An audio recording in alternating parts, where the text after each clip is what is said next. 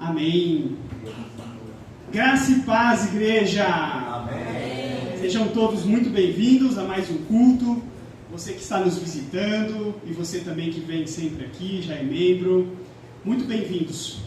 E hoje nós vamos falar sobre comunhão e união, já que o tema de todas as pregações do nosso semestre tem sido uns aos outros. Esse é o tema das nossas pregações. E hoje não vai ser diferente. Inclusive, nós vamos estudar e explorar um pouco o salmo que a gente acabou de cantar. E essa última canção vem do Salmo 133, é um salmo sobre comunhão, sobre união dos irmãos, e é sobre isso que nós vamos estudar hoje. E para começar, você não precisa responder, mas para você poder pensar, refletir, como que você se sente ao estar unido com as outras pessoas na igreja, ou com os irmãos na igreja? É um momento feliz para você? É um momento alegre? Ou tem sido penoso, pesado? Quais motivos têm levado a você se sentir alegre ou triste, pesado com essa união, estar com as pessoas? Queria que você pudesse refletir nisso e vamos ver hoje o ideal do que Deus espera de nós sobre essa união. O que deveria gerar em nós? Como nós deveríamos nos sentir com isso? Então, já para começar, eu queria começar lendo com vocês. Esse é um salmo bem curtinho, vai do versículo 1 ao versículo 3, está aqui na tela, mas gostaria que a gente pudesse acompanhar a leitura. Se você quiser abrir na sua Bíblia, fica à vontade, mas vai estar aqui. Então diz assim, Salmo 133, a partir do versículo 1. Como é bom e agradável quando os irmãos convivem em união. É como óleo precioso derramado sobre a cabeça, que desce pela barba, a barba de Arão, até a gola das suas vestes. É como o orvalho do Hermon, quando desce sobre os montes de Sião. Ali o Senhor concede a bênção da vida para sempre. Amém. Esse versículo, quando a gente olha de uma maneira rápida, uma leitura rápida, eu digo para vocês que a gente perde 90% dele, do que ele realmente quer dizer para nós. E é isso que a gente vai fazer, a gente vai refletir e entender, porque tem muitos elementos que a gente precisa saber a geografia de Israel para poder entender o que ele está querendo dizer aqui, o contexto histórico de Israel para a gente entender o que esse versículo realmente quer dizer para nós. Mas antes de mais nada, queria pedir para vocês fechar os seus olhos e a gente vai fazer uma oração.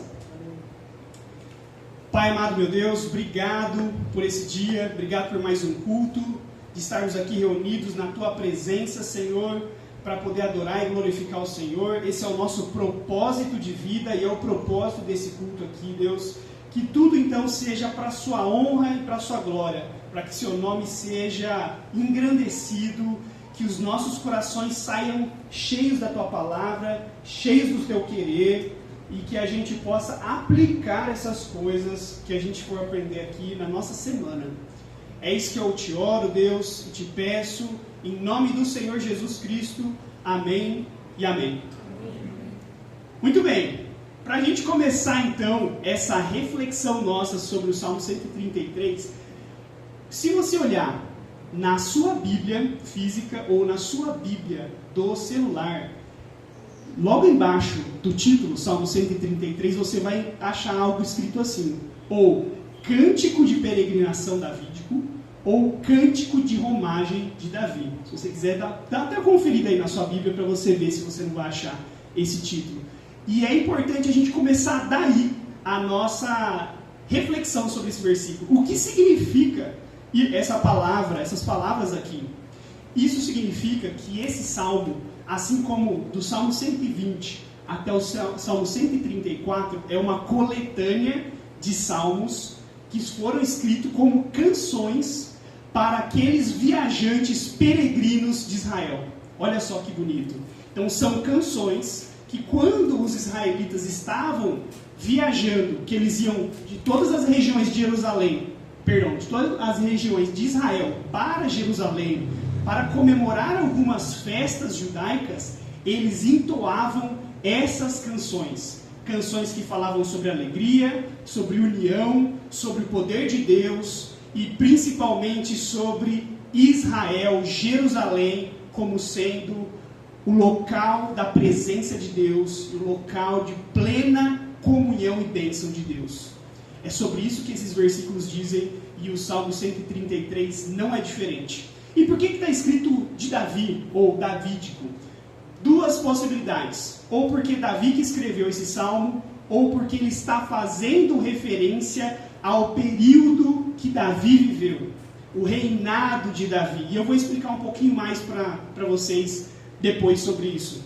Então, Israel tinha 3 festas principais que eu trouxe aqui para a gente poder analisar. A primeira delas está aqui embaixo, a Páscoa, Pessah em hebraico, Shavuot, que é Pentecostes, e Sukkot, que é Tabernáculos. 3 festas, 3 momentos que os judeus saíam de onde eles estavam e iam até Israel. E ali eles precisavam se apresentar. Tem até no Deuteronômio 16, está escrito aqui, foi cortado, mas 3 vezes ao ano os judeus têm que se apresentar ao templo, na presença de Deus, e celebrar essas festas.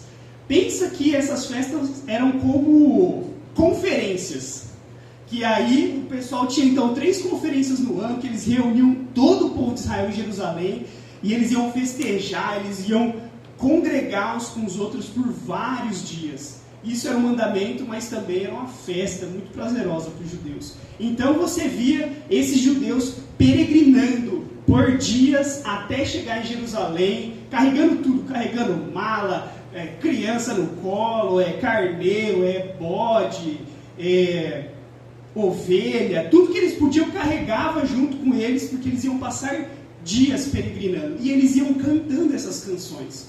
O Salmo 133 é uma delas. E eu trouxe aqui só de curiosidade para nós, que Jesus também passou por isso. A gente vê nas Escrituras que Jesus descia para celebrar essas festas. E eu quis trazer aqui por curiosidade, olha o percurso que Jesus fazia. De Nazaré, que está em cima aqui do mapa, até Jerusalém, dá mais ou menos 150 quilômetros.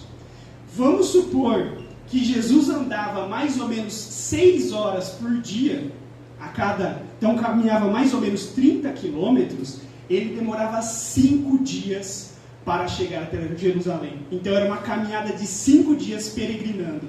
Pense, então toda a família de Jesus, toda aquela região de Nazaré descendo junto, toda essa estrada até chegar em Israel. 5 dias para ir, mais 5 para voltar também. Então era uma caminhada bem longa. Então só de curiosidade, Jesus passou por isso e dá para ver que Jesus era bem preparado fisicamente, né? Essa caminhada 3 vezes ao ano, olha, não é para qualquer um não. E eu queria agora, junto com vocês, explorar o que significa esses versículos para nós. O que eles têm a nos mostrar. Depois que a gente já entendeu, então, qual é o contexto que esse salmo foi escrito, por que ele foi escrito, qual era o contexto que as pessoas cantavam ele, vamos entender, então, profundamente o que ele quer dizer para nós. Começando do versículo 1, que diz: como é bom e agradável quando os irmãos convivem em união. E eu separei 3 palavras aí, bom e agradável, 4, né? Bom e agradável, irmãos e união, para a gente poder entender melhor. O salmista, então, como eu disse, ou ele está vivendo no período ali de Davi, ou ele é realmente o rei Davi, está falando, cara, que gostoso que é quando chega esses momentos de comunhão, é agradável, é bom, é satisfatório, não há problemas, não há conflito, é festa para nós cultuar a Deus. E é isso que ele está dizendo. E irmãos, aqui é muito importante a gente entender essa palavra, não como sendo irmãos de sangue, não é irmãos de uma mesma família, são irmãos todo o povo judeu. todos os povos judeus, então eles se chamavam de irmãos. Aqui é um sentido de irmandade. Todos os irmãos de todas as tribos reunidos, é bom e agradável quando eles convivem em união. E essa palavra união, ele está dizendo não só no sentido de estar junto, assim como congregação hoje, igreja, que nós estamos juntos, que agradável que é isso. É mais do que essa palavra. Tem o significado de, primeiro, união espiritual.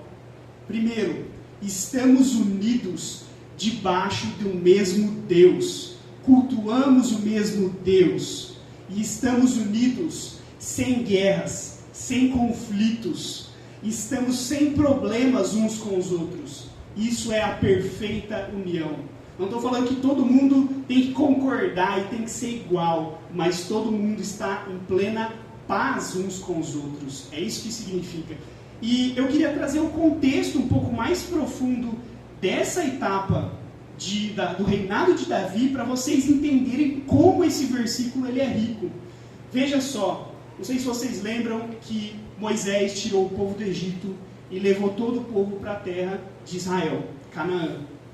E ali, Josué, liderou depois de Moisés. E depois de Josué, não houve mais um líder central que guiava o povo. Era cheio de juízes. Juízes que dominavam várias partes da região de Israel. Só que esses juízes eram corrompidos, eles eram maus, eles tinham guerreavam contra os povos, mas também eles não cultuavam diretamente a Deus. Alguns eram idólatras, muitos eram desobedientes a Deus, muitos se corromperam. Que líderes são esses então?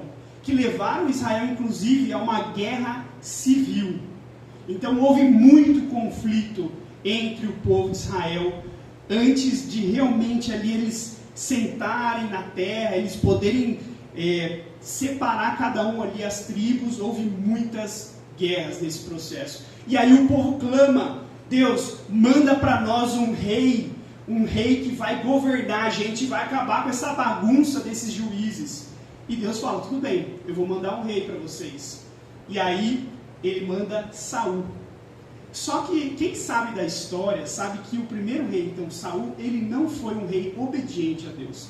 Houve várias vitórias militares no poder de Saul, mas Saul ele foi também corrompido. Ele era um rei tirano, ele era um rei que estava em constante desobediência a Deus por causa do seu ego, do seu orgulho, do seu próprio poder. Várias vezes ameaçou matar Davi, tirar a vida de Davi. Deus que não deixou isso acontecer, mas que no fim das contas, quando ele morreu, houve mais uma guerra civil no povo de Israel, ou seja, mais desunião.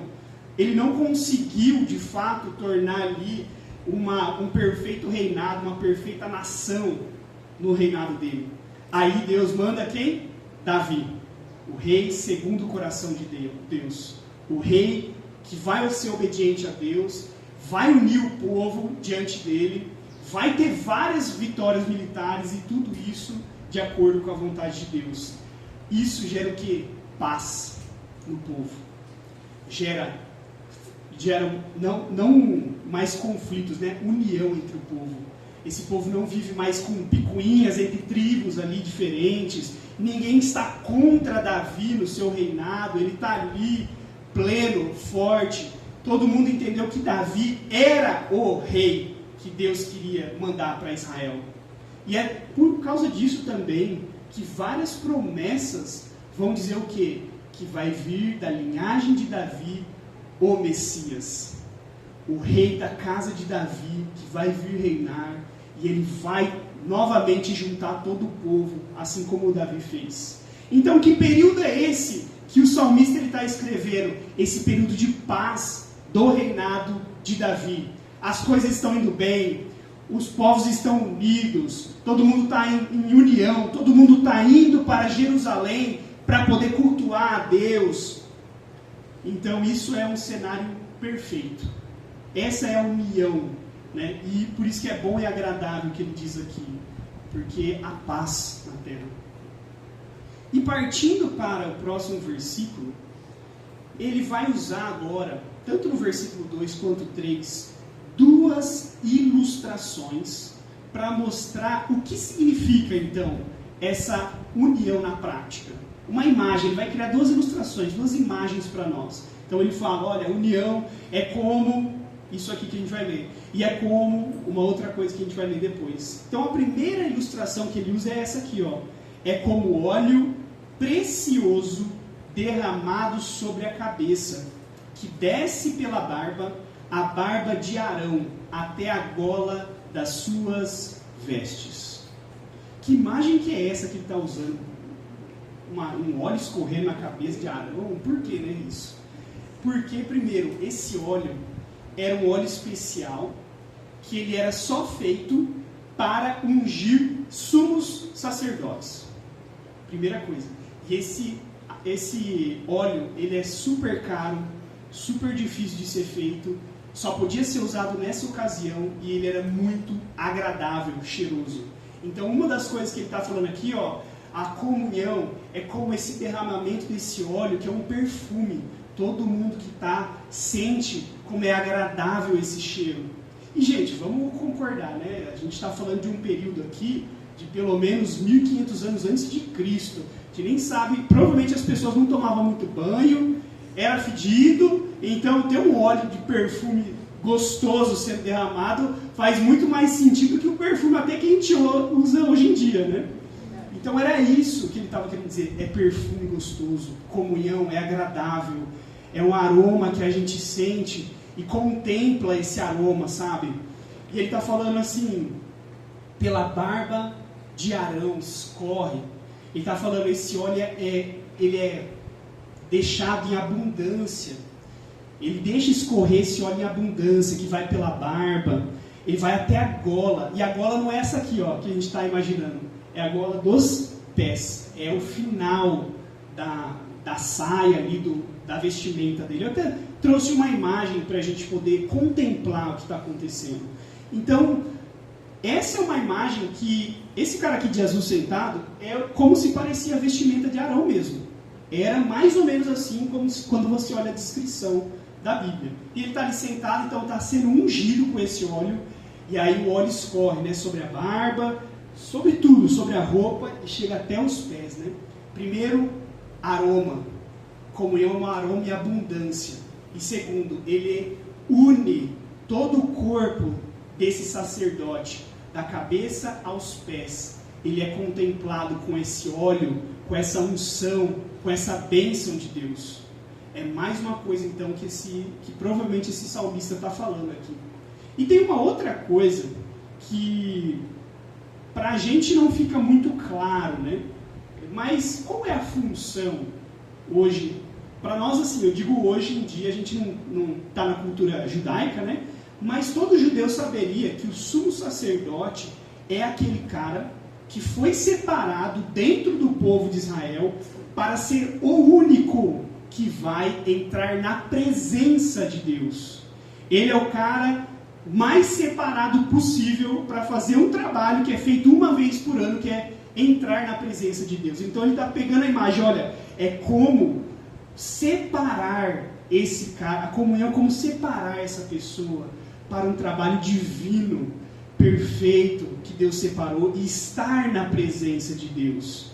Tem até um comentário da Bíblia da Bíblia Thomas Nelson, que ele fala assim: a união separa o povo de Deus para servi-lo.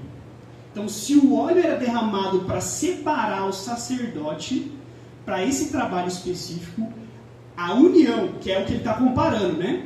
A união do povo de Deus é separar esse povo para servir a Deus. É isso que significa toda essa ilustração. Então veja como é rico de detalhes quando a gente olha esse versículo aqui, e às vezes a gente não entende como assim derramar um óleo qualquer aqui, sei lá, um óleo de cozinha e sujar a roupa. O que significa isso, né? É muito mais profundo. Ele está falando da comparação espiritual maior que os judeus poderiam ter. É o sumo sacerdote, separado para o melhor trabalho que poderia ter, que é entrar na presença de Deus, é ser santo, é ser puro, é ser separado para Deus com aquele aroma agradável.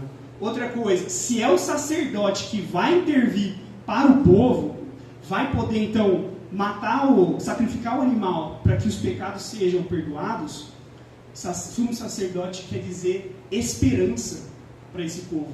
Se tem um sumo sacerdote para entrar no local, amém, tem esperança para nós, porque dá para matar um animal, sacrificar os nossos pecados, dá para ser perdoado. Sumo sacerdote quer dizer esperança para esse povo. Então a união é como esperança para o povo de Israel. E é exatamente isso, né, como a gente vê na história, quando o povo está unido, é quando tem mais bênçãos acontecendo. Eles estão mais próximos de Deus. Amém? Está fazendo sentido? Sim. Vamos continuar então, e a gente vai entender o que significa essa segunda imagem que o autor ele quer trazer aqui.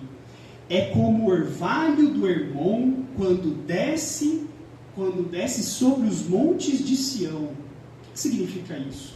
Eu não sei se todos vocês sabem o que é orvalho. Orvalhos são gotinhas de água que elas são formadas principalmente de manhã. Assim, em Ribeirão é meio difícil ver, né? O tempo é tão quente, cara, que não dá para ver muita umidade aqui, né? Mas se você vai para um lugar de campo, lugar onde você vê bastante pasto ou mata, de manhã você pode ver que acorda cheio de gotinhas. E é gostoso, é refrescante. O ar fica tão gostoso o ar. Ele está completamente umificado esse ar. O clima está gostoso, né, quando tem orvalho. Ele está falando, olha, a união é tão agradável quanto esse orvalho que sai de um monte e vai para o outro. Mas que montes são esses? Vamos tentar entender. O Monte Hermon é uma montanha imponente na região de Israel. É o monte maior daquela região. E olha só, ele fica coberto quase o ano todo de neve, cara. Dá para imaginar na região de Israel ter neve, cara. Você tem noção, para vocês terem noção, no inverno aqui tem pista de esqui em Israel. Então isso para o nosso imaginário, quando a gente vê Jesus ali no deserto, Jesus pedindo água, nossa, é quente, é árido aquela região, mas a 200 quilômetros dali tem uma montanha com neve. Então ele está falando, essa montanha, ela produz uma neblina, e quem mora lá, quem visitou lá sabe disso, produz uma neblina densa, e ela é refrescante. Olha como a vegetação dessa região, ela cresce muito fértil por causa dessa neblina. Muitas plantações ali, muitas colheitas só dão certo por causa dessa umidade, por causa dessa neblina. E aí, a gente chega no Monte Sião, que é onde está situado Israel. É a região que eu falei semiárida para vocês. É a região mais seca de Israel. Verão, parece o verão nosso aqui de Ribeirão, 30, 40 graus, é quente, é seco. E aí ele está falando, olha só, a união, a comunhão é como um orvalho que sai do monte refrescante, gostoso, e ele passa por todo Israel. Ele vai unindo, ele vai refrescando, ele vai trazendo harmonia, plantação vai crescer, unidade vai rolar ali. É isso que quer dizer esse versículo. Vai trazer umidade, esperança até para a região mais árida de Israel. É isso que esse versículo está querendo dizer para nós. Está fazendo sentido, igreja? Olha como é profundo isso. Mas é difícil disso aqui acontecer e a gente nem sabe se é só uma comparação ou se isso realmente acontece.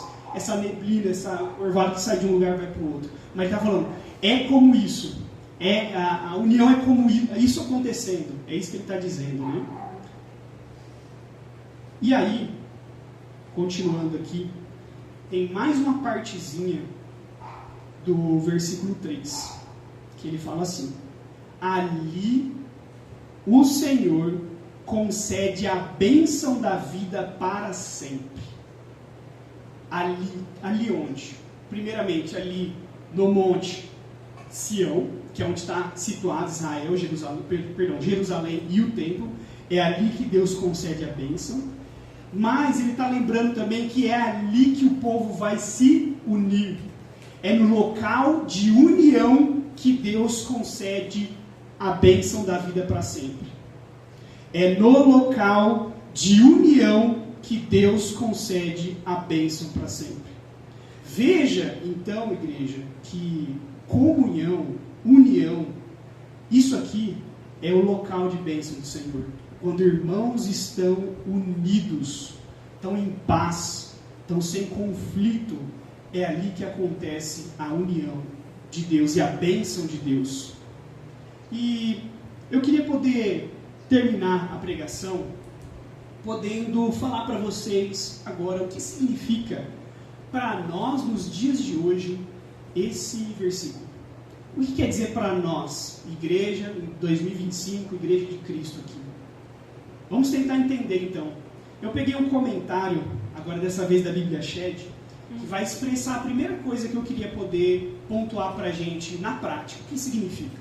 E diz assim, esse comentário: a união que este salmo descreve depende tão somente da união de cada irmão individualmente com Deus. Vou ler de novo. A união que este salmo descreve depende tão somente da união de cada irmão individualmente com Deus. Veja, a sua união com Deus, a nossa união com Deus, é que vai levar a gente à nossa união coletiva. É isso que ele está querendo dizer. E eu queria fazer mais um recorte histórico para mostrar para vocês que na história de Israel, os momentos mais delicados, mais difíceis, foram os momentos de desunião. Onde há desunião do povo, não é que Deus não está derramando bênçãos, mas não é o que Deus quer para o povo. O povo está se rebelando contra Deus. É isso que está acontecendo. O pecado gera desobediência e gera desunião. É isso que o salmista quer dizer, e é aqui que a Bíblia Shed quer dizer. E olha só então, fazendo um recorte histórico com vocês. Então o que aconteceu depois do rei Davi, desse momento de paz? Veio Salomão, que é filho de Davi, e ele ainda assim conseguiu manter um ótimo reino ali, estável, embora a gente vê na Bíblia que Salomão se desviou bastante do que Deus queria para ele. E aí a gente vai entrar numa série de consequências negativas que vão vir depois daí. Guerra civil vai vir depois disso aí, depois de que Salomão sai do trono. A gente vai ter divisão das tribos, vai haver divisão entre tribos do norte e tribos do sul de Israel, ou seja, divisão entre irmãos, guerra entre irmãos, por causa de desobediência, por causa de idolatria. E a gente vai ver que profeta atrás de profeta vai falar como esse povo está desobedecendo a Deus, por vários sentidos. Vocês estão idolatrando outros deuses, vocês não estão obedecendo o que as Escrituras querem dizer para vocês, e por isso está vindo todos esses problemas. E vocês estão também sendo desunidos. Vocês estão lutando um com o outro. Vocês estão só buscando coisas egoístas. Não buscando agradar a Deus em primeiro lugar. E os profetas vão falar vez após vez sobre isso. E como a gente olha então, não é um problema só coletivo, quando a gente olha mais profundamente. É um problema que começa do individual. É o individual que puxa todo esse aspecto ruim coletivo. Até pode se conectar com uma pregação que eu fiz aqui algum tempo atrás, como um pecado individual, ele atinge toda a comunidade. E é isso que a gente vê acontecer em Israel. E olha como essa desunião entre irmãos, ela está em toda a história bíblica. Quando a gente vê os primeiros irmãos, Caim e Abel, brigaram, desunião, morte. A gente vê os filhos de Noé brigando, no sentido discordando entre si. Um vai ser servo do outro por conta disso. A gente vê irmãos Esaú e Jacó. Esaú e Jacó brigando pela primogenitura e ficando anos afastados um do outro. a gente vai ver todos os filhos de Jacó, todas as 12 tribos, brigando por inveja, e principalmente inveja de José. Venderam o irmão, cara. Venderam um dos irmãos e falaram para o pai que ele morreu. Olha só que crime. Veja, em toda a história de Israel, a gente vai ver irmãos desunidos. E é isso que Deus não quer. E depois, como eu contei para vocês, as 12 tribos não conseguem mais ser unidas. Não conseguem mais juntar ali um com o outro. Então isso é bem desesperador. É sobre isso que muitos profetas eles vão falar. Olha que situação desesperadora que está acontecendo com Israel. Israel não tem volta. Por isso que tinha que vir um cativeiro, por isso que tinha que vir uma situação ruim para limpar esse povo. Mas os profetas falam de uma coisa: vai vir um descendente de Davi, e ele vai restaurar todos os reinos. Ele vai restabelecer essa paz, essa união entre os irmãos. Quem é esse filho de Davi, descendente de Davi, rei dos reis, que juntou todo o povo sobre ele? Jesus. Amém.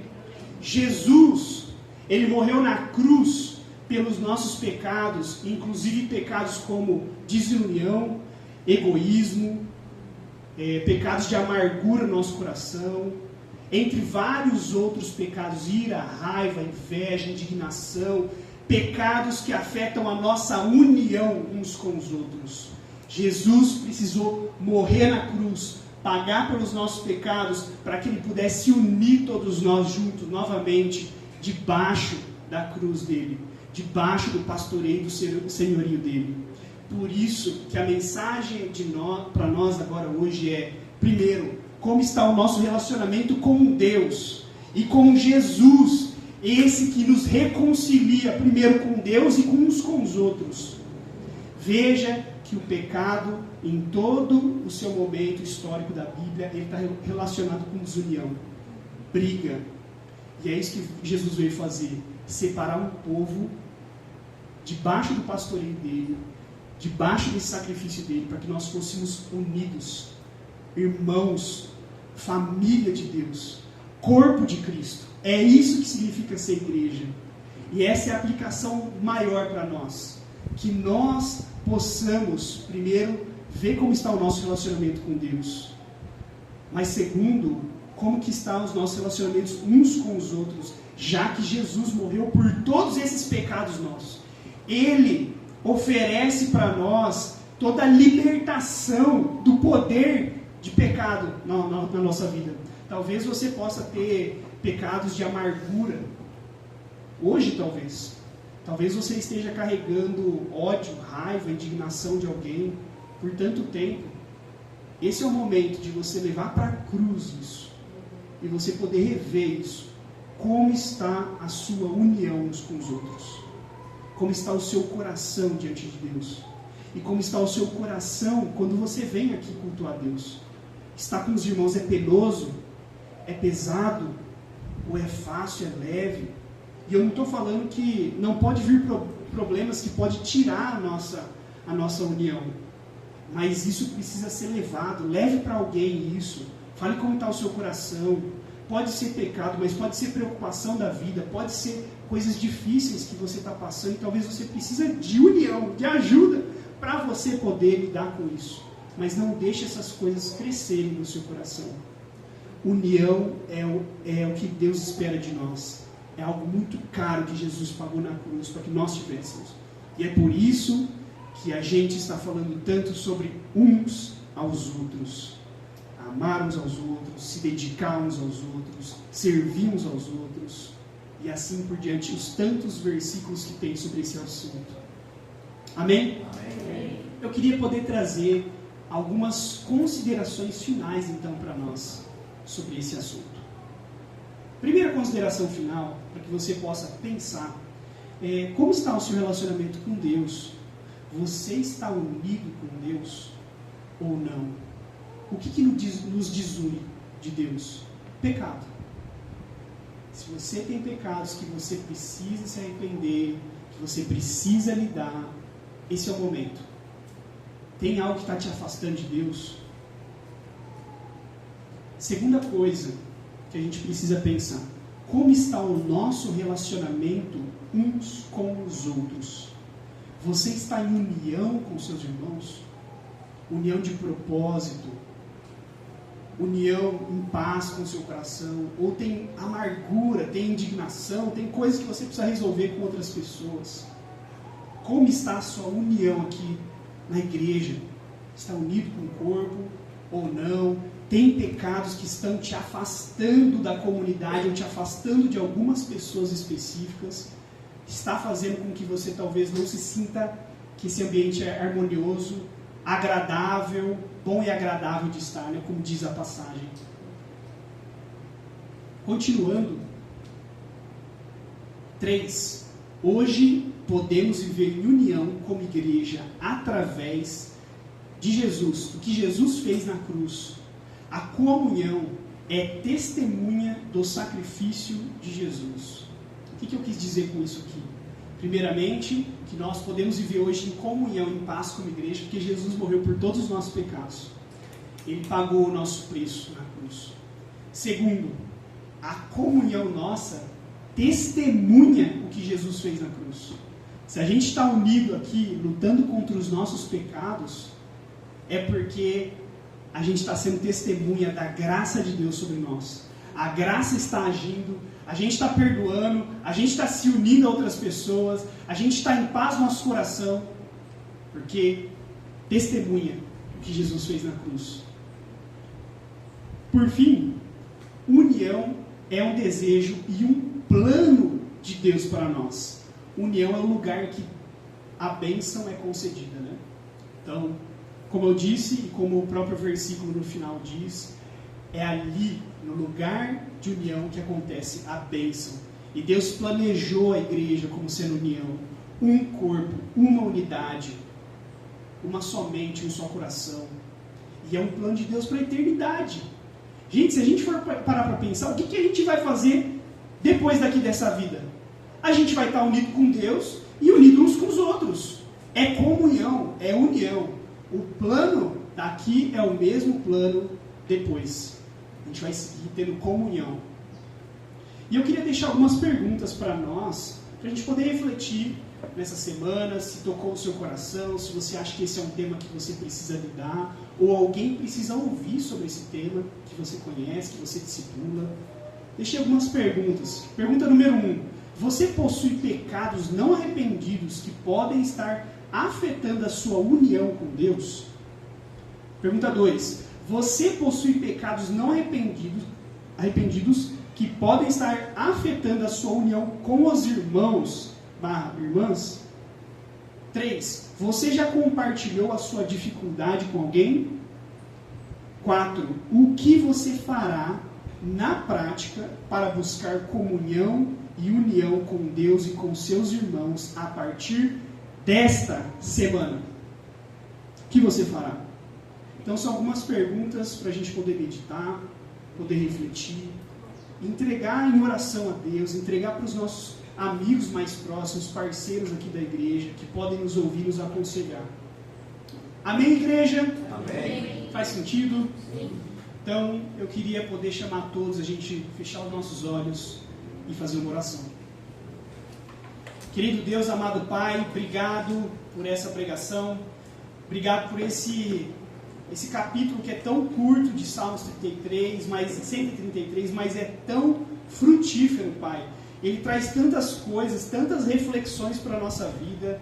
Meu Pai, nos ajuda a ver se a gente está com problemas de união com o Senhor, ou pecados não arrependidos que estão nos levando a afastar das pessoas, nos afastar uns dos outros, ou de pessoas específicas. Senhor, nos ajuda a identificar se tem algo nos incomodando de estar em comunhão, Pai. Seja coisas do trabalho, coisas emocionais da nossa mente, coisas relacionadas à família, Deus, coisas relacionadas à nossa vida pessoal como um todo, ou coisas que a gente precisa lidar aqui na igreja, precisa dizer para os outros, precisa falar, Pai. Por favor, nos mostra isso.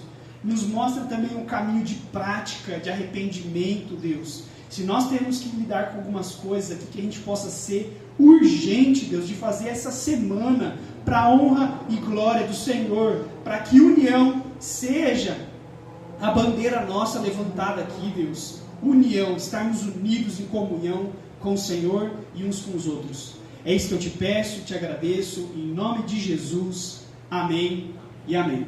Amém.